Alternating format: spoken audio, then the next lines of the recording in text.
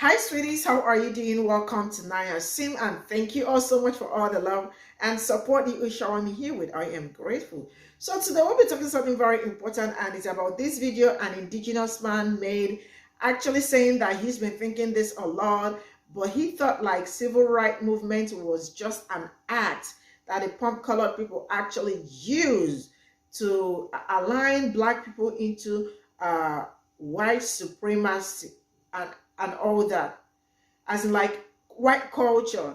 And he went further to explain his what he got to say. And then a lot of people that stitched this video were also talking about spirituality, how African American spirituality were taken away from them, and some people are also looking for a way to align back to their ancestors' spirituality. You know, why they were, before they took them from Africa to wherever they took them, right? You all know that they do not know about Christianity. Christianity was what they used even to confuse them. Because I still remember that some things that happened during slavery, where they were told there are some particular verses in the Bible that you are supposed to read, there are some you are not supposed to read. I don't know if you get what I am saying. So it's more like their spirituality and their belief were stripped away, and then they introduced a new one that brainwashed them, like that kept them in a certain way. Let's get into this video. What's a thought that you once accidentally thunk and now you can't stop thinking it? I'll go first. That the Civil Rights Act was just a ploy to fully assimilate black people into white culture. Hear me out, and I'll also explain racism. You see, MLK was a man who looked Christian, talked Christian, walked Christian, and had a Christian job. And today black kids and white kids do play together. And that's why mainstream America accepted the Civil Rights Act. Because they imagined the black family living in the house next door with the little white picket fence to be acting just like them, walking just like them, talking just like them, and believing exactly like them. That's why many of them don't think they're racist. It's not your color that they have a problem with. That's why they don't mind adopting your kids. It's the cultural differences that you came with. And that's why the black people who have fully adopted the dress, belief, and style of the white people don't see racism. Culturalism, not racism. I have been thinking a lot about displacement because, of course, I have. But what I really have been trying to reckon with is the scale and depth of harm that can happen from a displacement. And I've been thinking about it through the lens of a Black American Southerner whose lineage is impacted by slavery, and how that displacement produces a profound spiritual wound that I experience to this day. So I grew up Christian, and a lot of personal healing and growth has come from detangling myself from that ideology. I don't identify as Christian anymore. I'm not interested in really going to church at all. But as I've been on this journey to learn more, to develop a more radical politic, to try to heal and unlearn from traumas, I do find myself longing for a spirituality or something I can latch onto. And I feel like throughout my life, I've tried a bunch of different things. Like I bought a crystal or two, not really sure what it meant or whatever, but trying to see if I could find something like that. And in this process, and in this journey of reckoning with history and all this other stuff and how it intersects with my life, I find myself longing to know what the faith and religious practices of my ancestors were before the interruption of slavery, before the introduction of this white supremacist Christian teaching. Because you think about enslavement, they didn't want black people to have anything. We couldn't have anything, not even our own children. But we could have Jesus. It's because they weren't scared of Jesus. They didn't really see it as a story that compelled them to behave in a morally upright way, as evidenced by the fact that they were slave owners and traders. They just saw it as an allegory. I think we breathed life into Jesus. I think black people animated Jesus through the power of their own magic, but that's for a whole other separate rant. But I imagine it was their faith prior to that introduction of Christianity that was what really terrified them. It's always interesting to me that colonialism has required taking people's faith, that people's spirituality is a huge part of how you conquer a people. I even think about history of like slave revolts in the Caribbean and in the Americas, and so many of them were led by people who still remembered old religious practices or held on to some African or indigenous practice. And I just wish I like knew more about it and wish I was like connected to it.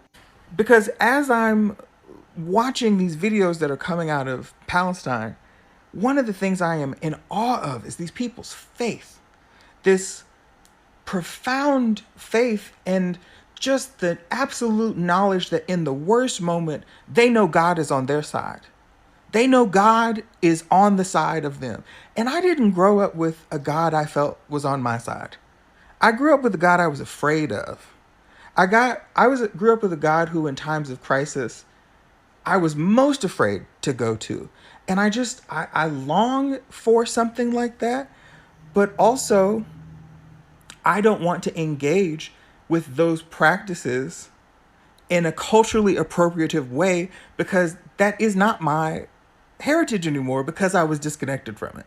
And I don't want to participate in something that mythologizes African people who are alive today and take some idealized, distorted version of living practices through the lens of enslavement. And so it just kind of leaves me in this space of just like longing for something that I feel a sense of connection to, that feels connected to my heritage, that's not white Jesus. And this isn't me saying that like you can't find your meaning or purpose in Christianity, or that's not what I'm saying at all. I'm just talking about, for me, it just leaves this deep longing that just can't be fulfilled. And it makes me think about the depth of horror that had to happen across generations that I still live with feeling spiritually displaced. And this isn't me, I'm not engaged in this like African Americans have no culture. I come from a rich culture that has a whole multiplicity of modes of spiritualities. I'm not saying that we are at a cultural deficit at all. That's not what I'm saying. I find myself on a personal level longing to know a spirituality of revolution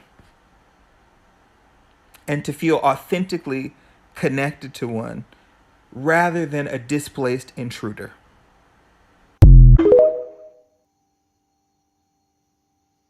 I think we breathed life into Jesus. I think Black people animated Jesus through the power of their own magic, but that's for a whole other separate rant. Check out this video. I'll be right back. What's a thought that you once accidentally thunk and now you can't stop thinking it? Some months ago, I read a quote from a professor who theorized that black people imbued power into the name of Jesus, and it really stuck with me. Like so much of the way that black folks practice the Christian faith is infused with African religious and spiritual traditions, even in ways that most can't see and some refuse to see. And we have channeled all of that spiritual energy into this name for hundreds of years, trying to will ourselves out of an unimaginable suffering. And this happened so much so that it would be no surprise to me if this name in the mouths of black folks actually did have healing properties and wonder-working power. So often in our comparisons of black churches and white churches, what is being left out of the conversation is the ways that black folks have oriented themselves to this name and to this religion in America historically. For white Americans, this name was used for imperialism, colonialism, and white supremacy. And for enslaved Africans and their descendants, this name was used for liberation from suffering and divine love. So while many black folks and white folks are calling on the same name, I don't think they're remotely tapping into the same energy. This is so real, and I really appreciate Ryan's video. Please go back and watch the full thing. I really think spiritual displacement is one of the biggest consequences of colonialism. It's one of the biggest things that we suffered. The inability to connect with our traditions, the demonization of the traditions that sustained us, spiritualities and traditions that I know for a fact could aid in our liberation. I find myself on a personal level longing to know a spirituality of revolution and to feel authentically connected to one rather than a displaced intruder.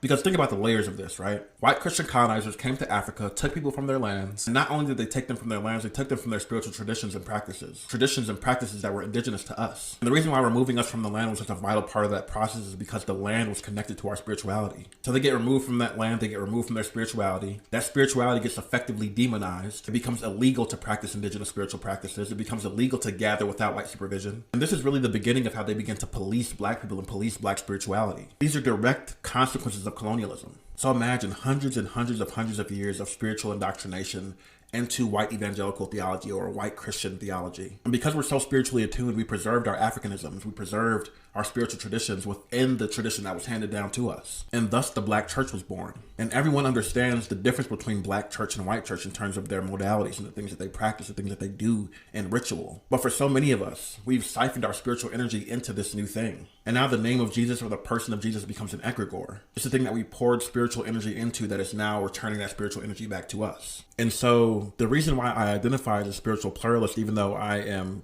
nomadic, right? Even though I'm still on a journey of exploring my spirituality, it's because I know that power is in that name, but it's not because of the name. The reason I still listen to gospel music sometimes is because I know our power is in there. Like that music belongs to us. But I also want to explore and learn more about, expand my consciousness and thought around the spiritual traditions that formed us before we landed on these shores. On this journey, people have asked, what parts of my Christian heritage do I still hold on to? I still hold Sunday as my primary day of reflection and prayer. I occasionally listen to gospel music, and I still lean on some of the love-rooted, justice-centered messaging that I've got from the Bible over the years. But I'm still learning from various traditional African spiritual practices and ideas. I pour libations and commune with my ancestors. I view myself as connected with nature, an extension of the divine source of the Ashe, because while I may be fluent in the religious language of Christianity, I recognize that it is not my native tongue. Like and follow for more content. What's a thought that you once accidentally thunk and now you can't stop thinking it? If an average ship of Carnival holds 6,600 people, then how in the world did they bring that many slaves over here to America? I'm trying to figure out how big the ships were back then. Don't we evolve? And doesn't evolution mean bigger and better and more efficient? And does it really take a couple of months to voyage from Africa to America? According to his history, it does. Or Google might say right now 7 days or so. I don't know. The math isn't mathing. 12.5 million slaves were transported. Did you feed them? Because according to your history, they were shackled. So I'm wondering if you spoon-fed them yourself. Or are you continuing to feed history that just does not map and just does not make sense? Think about it. Yeah, my mind. I hate it that I thought about that, but goodness, maybe it's meant to save me. Good day.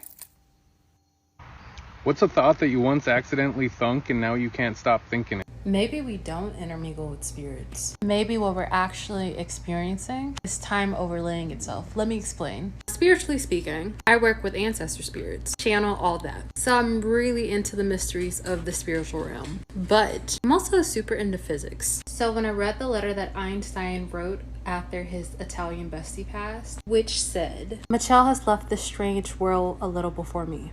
This means nothing. People like us who believe in physics know that the only distinction between the past, the present, and the future is nothing more than an illusion. Which was a nod to a physics principle that basically proves that every moment is happening right now. And the only thing that separates the past from the future is heat, essentially. But that's a longer explanation. To make contact with somebody who's passed, technically you don't have to talk to their spirit. You can just talk to them. Because you're all happening at once. If you can line up in the same place, overlaid in time. So this is all I got from this video, and it's a lot of questioning and all that. And you all know that colonialism requires taking people's faith, traditions as a means to conquer them. Because if you look back, if you trace back, you understand that Christianity wasn't, let's say, like African thing, and they had their faith before the Christianity came and converted some of them to Christianity. And if you notice, some of them were worshiping something, that they have their own faith, which when it was taken away from them, some of them actually started suffering from it.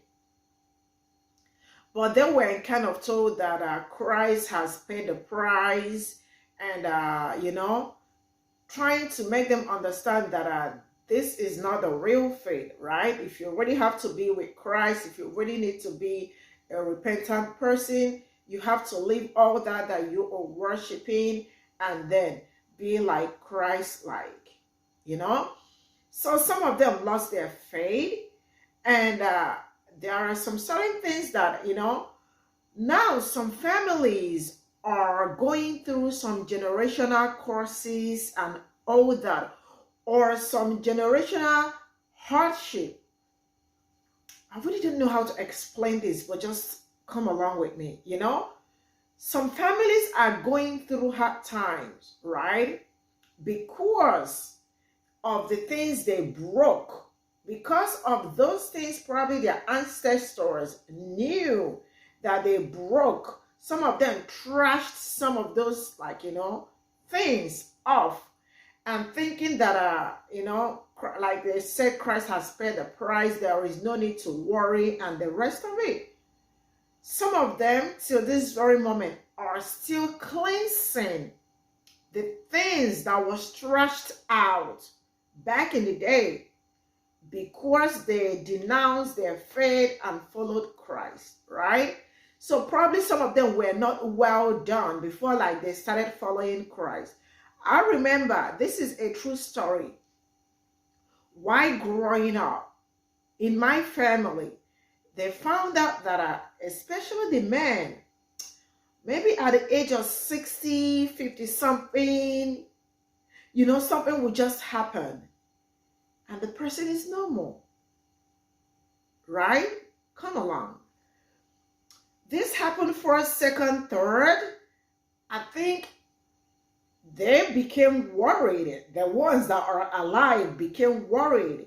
And they were like, why is it that they do not exceed so and so age, right? And the elders started searching. I heard, but I knew when, before you know what's going on, there is another funeral in Owolo's family.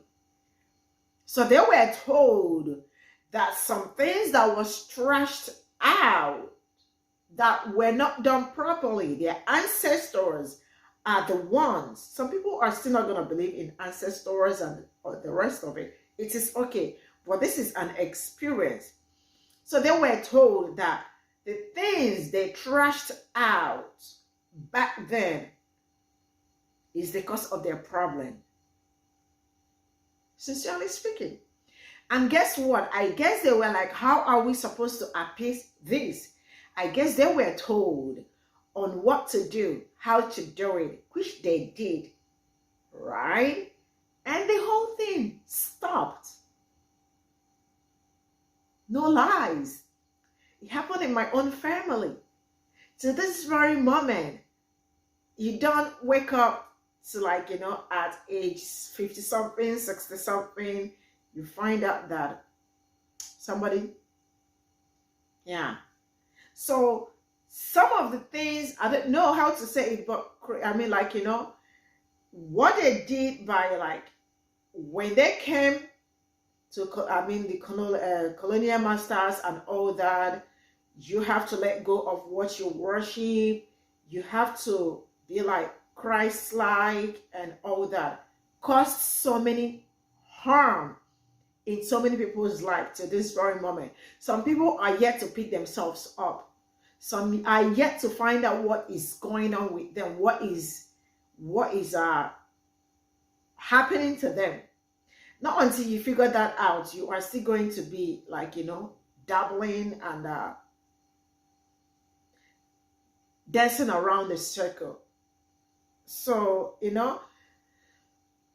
a spirituality of revolution. Some people really do not understand this, but I am really not a spiritual person, but this is really a bit hard for me to explain. But some people's spirituality were displaced, and I think that led to so many problems in people's life. So, sincerely speaking, the colonial master did so much harm to people than good.